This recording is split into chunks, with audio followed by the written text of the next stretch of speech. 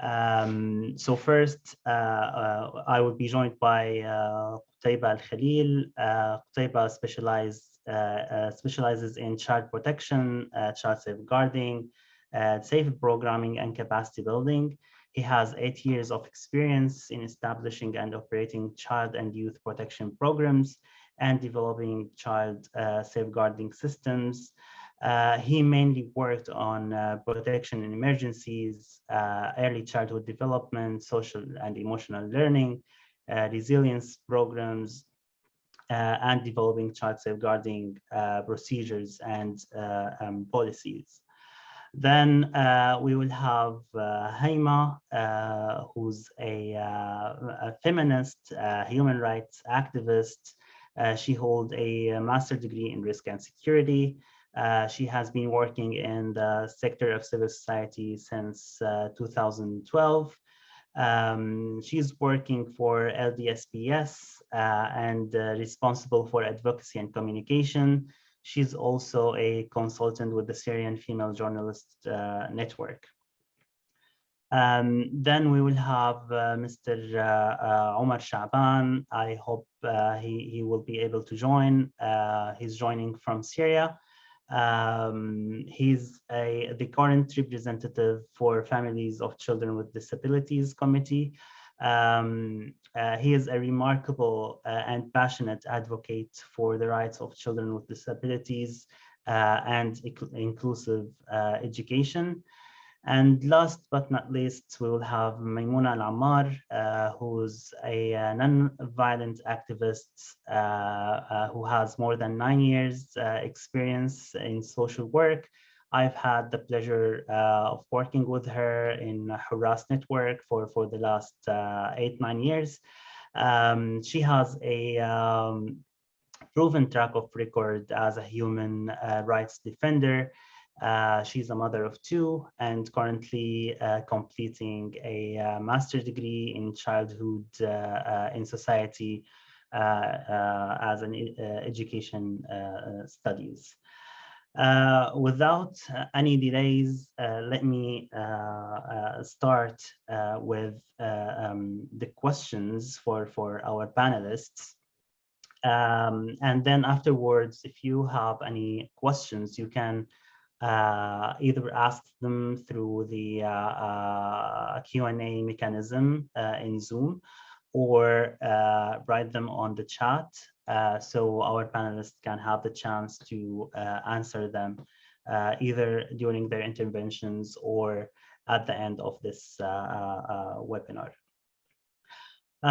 So if I start with you, Qutaiba, as you know, today when we talk to donors, most concerns are raised around funding and the lack of funding, especially now, like last year, the UK government cut their funding, or the UN allocations were cut in half almost. But again, in your opinion, when we're talking about education, what are challenges that are facing education in Northwest Syria? It would be great if you can help us understand challenges that are related to the response models in education in emergencies. The floor is yours. Yeah, thank you, Riyadh, and hello, everyone, and thanks for having me in this session. So it's good, Riyadh, that you asked me to talk about other challenges than the funding, because for so many times the challenge might be about how we employ the available funds, not only about how we secure more funds. And this leads me to talk about the first challenge, which is the equitable opportunities for all the children in Northwest Syria. Where I encourage the donors and the decision makers and the NGOs to look at the education in Northwest Syria holistically as an education sector, not a project-based interventions. And to explain the idea, I will give you a real example. During the 2022 schools winter response, some organization distributed heating fuel only for the schools which they support. And therefore, each organization was looking only at the needs of their schools, which is something good. But at the same time, there were about 115 non-supported schools run by non-supported teachers with no support by any actor and of course no fuel. The question was at that moment, who will warm the children in these schools? Especially that there were some supported schools received quantities of fuel more than the daily rate they need, which is 3 liters per day for each classroom.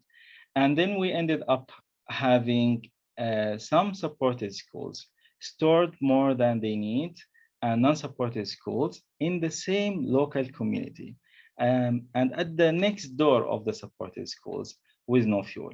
This is an example of inequitable distribution of the resources among the children. And the second challenge is related to the accountability to the affected population and their actual participation in the decision making and choosing the appropriate design and activities for their children. For example, according to the research conducted by the ACU, 70% of the caregivers in Northwest Syria prefer the utilization of the modified Syria curriculum in the schools, while only 1% of them reported that they prefer the utilization of the curriculum B in the schools. However, most of the organization utilized the curriculum B in the schools, which is the caregivers do not want. So I believe it becomes very important to increase the level of the community participation from the feedback sharing to reach the point of the decision making. And I will finish here with the third challenge or need that has begun to appear recently, which is the transition from an emergency response approach to the medium and long-term intervention approach, which is the bridging stage between the emergency phase and the early recovery phase. In this transition or in the transition stage or phase, we should focus more on learning outcomes, the child resilience, the efficiency of the education systems, and the sustainability of our interventions, and of course, the local leadership for the education sector. Over to you. So basically what we've been experimenting lately is a model or a mechanism that is built basically on the involvement of the stakeholders, affected community, and it's a right-based approach that put the right holders in the center.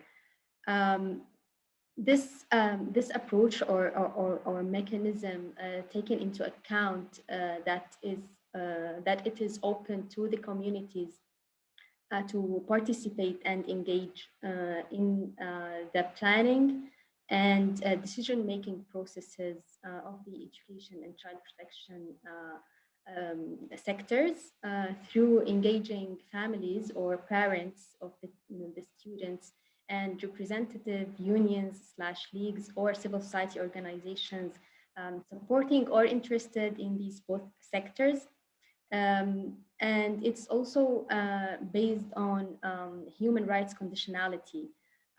So we've been experimenting this by calling for a series of workshops and meetings with these components to put the policies of the education sector. But for this phase, the workshops were around putting a plan for the education sector, and especially for the second term of the school year of 2022. It included, as I mentioned, teacher union, student parents unions, and as well as the technical education directorates in this area, in the greater Idlib area, and some experts in education, child protection, and gender equality as well.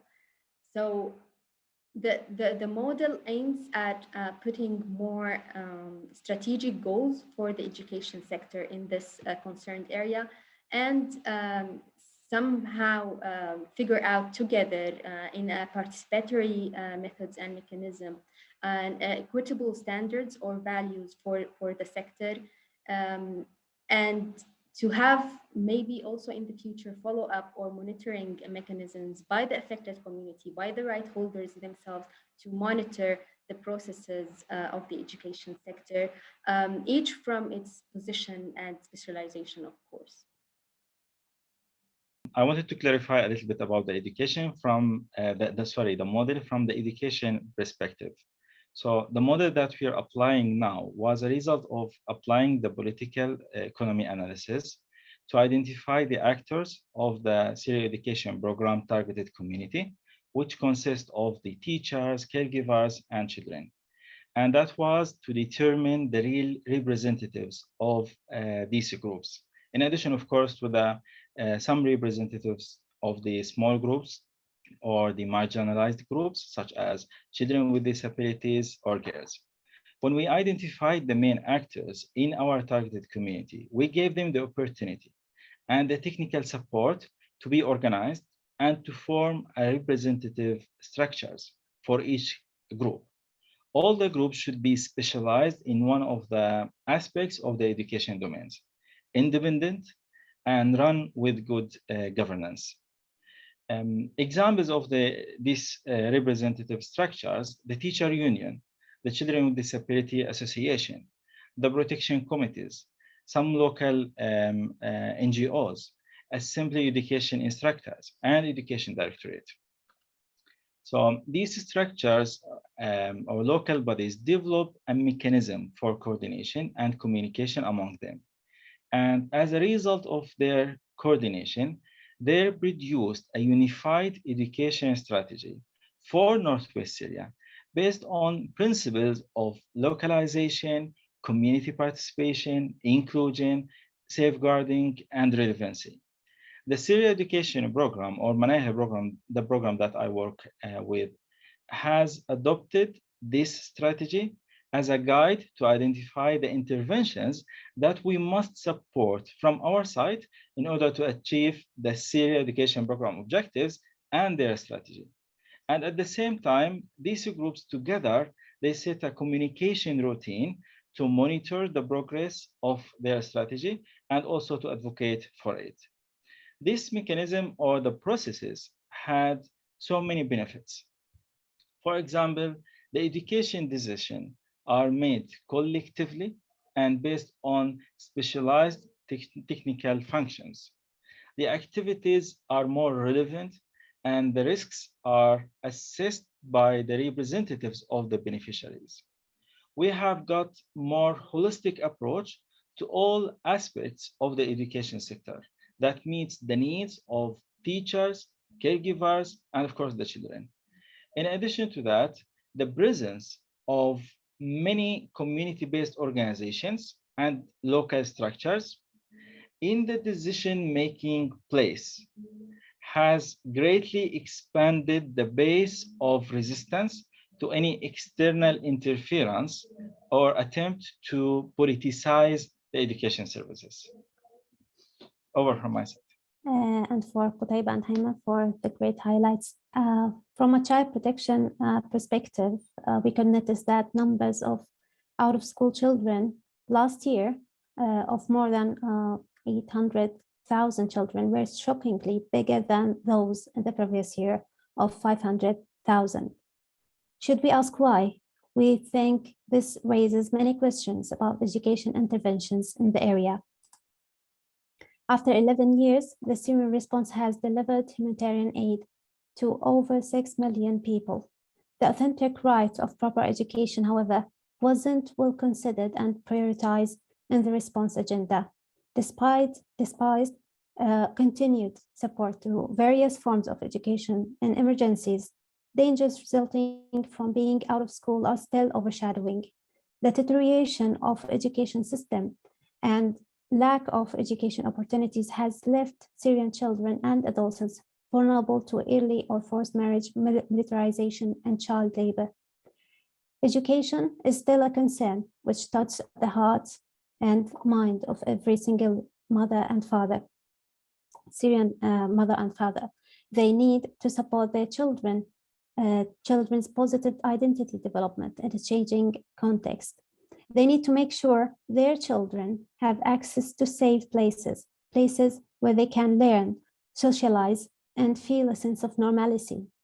This cannot be achieved without a return to a sustainable form of education.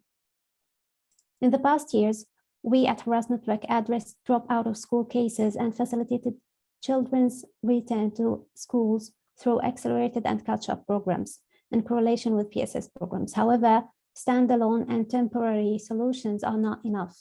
Without a structured educational approach, protection efforts alone will not be sufficient to address the needs of this generation and create opportunities for a better future. We need to seek more sustainable and multi-sectorial solutions. Emergency education interventions were suitable in the first years, followed displacement waves, but for hundreds of thousands of children who have been settled in the north for more than 5 years now, this is exactly against normalcy. This doesn't meet children and parents' needs for certainty, stability, and safety, or the hope in a better future. Faithful efforts alone are insufficient to success. They must be guided to the right direction and followed by the right actions. Investment in education mustn't be only increased, but also be focused in the best place. The model they suggested exemplifies an advancement to prior interventions, as it is grounded on the need of affected people, and based on the foundation of community participation and coordination and analysis standards, which we at Hurras Network had the chance to touch its efficiency through working a similar model and protection with the child protection community committees. Non-formal education interventions has already opened horizons of hope for affected children, limiting barriers to return to formal education. As this prolonged crisis enters its 12th year, it is more urgent than ever to give children their fair chance at a sustainable education. Such education has the potential to address impacts of war in children and help in early recovery, as well as contribute in preventing future crises. Transitioning children into the formal system necessitates longer-term investment in infrastructure and governance. And I invite you all to reach out and contribute to opening those horizons wide. Thank you. Over to you, Riyadh. This is actually like a very serious concern. However, on the contrary, this mechanism or model has been designed to facilitate the expected or hoped for integration of these different education methods between the different Syrian geographies that are under a different status quo authorities. Unfortunately, of course, the education right now is not unified in Syria due to the status quo authorities and their agendas. But this model works so these different, I would say, puzzle pieces could somehow complement each other in the future. The idea of the model, the center, the core of this model is the community engagement. So it's putting the decision-making in the hands of the local communities and the right holders in these communities. So they are engaged in, as I mentioned, the planning and the decision-making processes in the sector. I would say the model is not only fit for only education sector. It could be, I would refrain from using copy word, but I would say any similar models that engage the local communities and put them in the center of the need assessment, in the priority settings, in the planning and putting strategies for any sector. It's actually the core of the values and standards that we are advocating for. It's a participatory method, I would say, that allow the communities to participate in the decision making, and somehow would decrease the power or the control of the status quo authorities in the different geographies in Syria over this sector. So is it education or health or whatever, our aim is to decrease the power and control of these authorities and have more participatory mechanism participated and exercised by the community itself, based on good governance, as Qutaiba mentioned, and also on democratic, I'd say, tools and mechanism into, like, for example, electing these representatives, forming unions, associations, specialized groups that can participate in the decision making.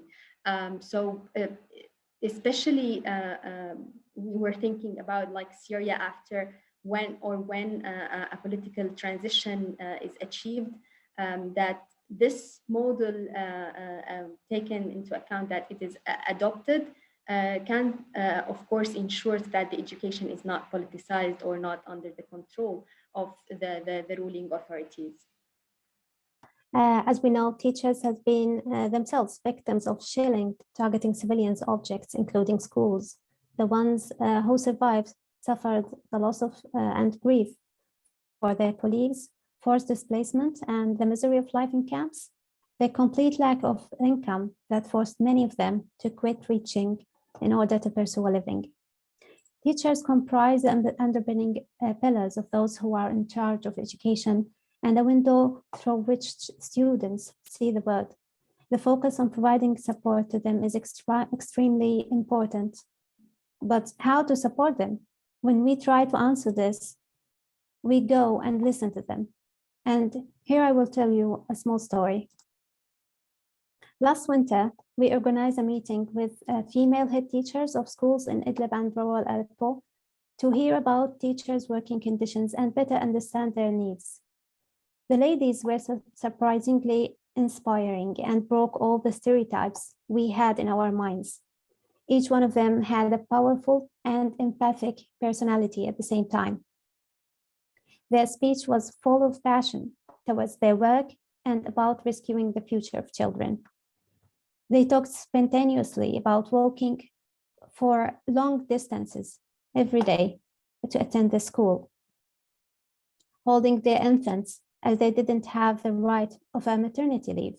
Sacrificing portions of their salaries to support fellow volunteers was a duty in their consideration. They described many other heroic daily tasks as if they were ordinary things. This was telling the realities of 9,000 female teachers working in education, working for 10 years in silence, suffering in silence. In that day, we decided to work together so their voices are heard. After 1 month, the life of a Syrian teacher in the Northwest became one of the Guardian top stories. In addition, we involved teachers in several events and meetings where they were able to share their stories and their needs. The milestone moment came when we had the chance to participate in a very important and strategic meeting, which was attended by local NGOs working in education, representatives from the opposition government, and as well as representatives of local community committees. Discussions began, but female teacher issues was totally absent. Little was known about their suffering, as women who are about to give birth are not granted maternity leave. Her absence at birth is covered by deputizing only for several days until she gathered her strength and returns to work, delivering her lessons while her baby cries outside, often at the hand of the principal of the school at the same school. The teacher finds herself forced to live with this bitter reality, or she will lose her job, which is the only source of livelihood for her family. Discussions were raging strongly until it was interrupted with a question: what about maternity leaves? Silence followed suddenly, as if the hall was empty. Eyes were gazing as if asking, do teachers give birth?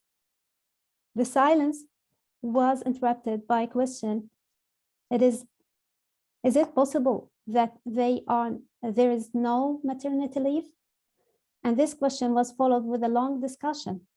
On that particular day, we were able to change the lives of 9,000 working women in northwest Syria as the maternity leave law for education workers was passed. This was a direct result from working within this mechanism. Like, I will merge the both answers together. I will talk about the dream and also at the same time, it's kind of recommendation or final remarks from my side. So I dream of having a unified and leading long-term education strategy developed by the children, caregivers, teachers, and other local stakeholders, focuses on learning outcomes, the system building, sustainability, and inclusion, of course.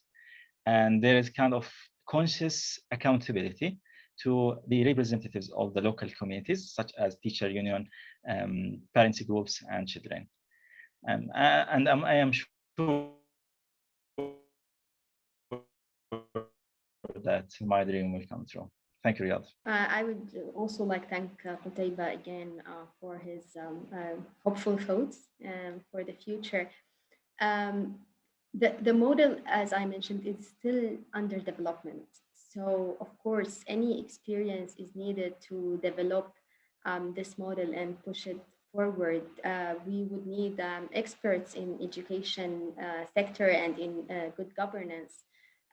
We would need, of course, more women to be involved in the decision making, taking into account that education sector has many women workers.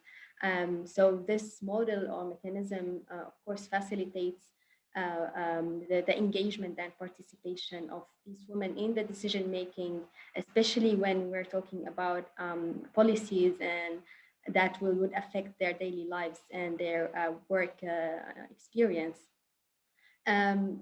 We, of course, need a positive engagement from the donors, big NGOs working in the sector, or donor countries who could push these ideas, these values, these standards forward with their relevant partners and in their different geographic areas where they implement their interventions.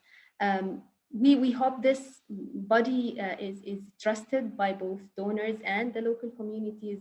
So it could be like a step or a first step towards more models that take the ideas and the views of the local communities and put them in the centers when setting the priorities.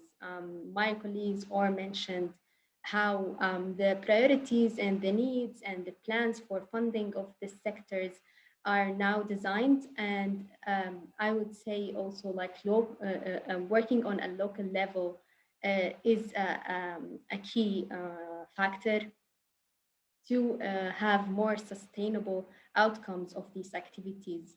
When asking the teachers and the children parents about what they think the priority now, we would get honest answers that would help us design programs that would have sustainable outcomes, hopefully in the future. So this would be my final ask, like more engagement by the donors into adopting similar approaches and models. I would like to thank you. I thank my colleague Qutaiba and Haima and the audience. And I finally call you to remember whenever we are working towards solutions for Syrians, participation in solutions planning is the key. We need to make sure that the children, their parents, and wider community are consulted, are given the space to express themselves and actively be able to choose the solutions which better suits their needs. We need to trust the affected people. They know the problem better than us, and thus they better know the solution. Lastly, I want you to trust that opportunities to work do exist. Our hope of a future where children are safe, well, and educated is alive, and your support would be invaluable to reach there. Thank you. Thank you all for your time, and especially to thank our panelists, Maimuna, Qutaiba, Haima, and also Omar, who couldn't be with us today. Thank you all for sharing your thoughts and being inspiring. Thank you for waking up every day with like holding this burden and trying to search for a better future for Syria through thinking about education and children, as I believe they are the future, and they would be able to change whatever reality that we are living today. So thank you all, and we count on your support and efforts during Brussels and after Brussels in empowering and restructuring the education sector inside of Syria. Thank you all, and I hope to see you again